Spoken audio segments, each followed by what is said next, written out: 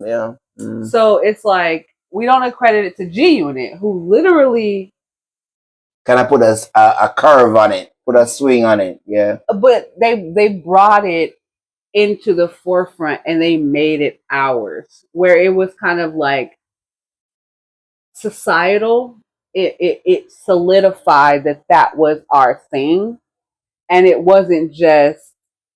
It was fashionable. It was very, very fashionable. Oh He yeah, didn't yeah. just take a marina out the pack, put it on. No, he invented, or they brought in an entire line, a new Yeah, design. yeah, I mean, I understand that. I don't think even Kylie Jenner would even agree with that. That like she created the wife beater. I don't know, the Seems like I Jenners don't even know what we're talking about. It's just and the ridiculous. Kardashians, which I hate to even be talking about them because I find them just ridiculous as a whole, as a whatever they are, as a Yeah, unit. yeah, but even so, this is kind of beyond the pale. But it's similar to when Kim came out with the braids that we've literally seen Rihanna wear several seasons.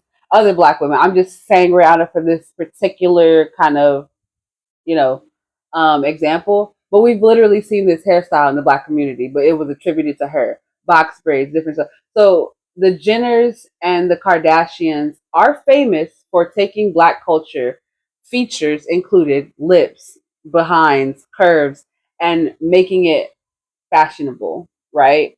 So popularizing themselves using black culture. They're often black fishing, using bronzer, darkening their skin because they're very pale people of variety or paler people.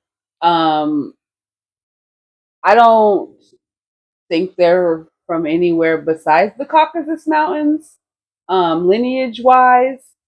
So I just find it very repulsive that they continue to use our culture, our features, and try and popularize it and spin it as their own. That really jam my Glock, personally. Mm. I mean,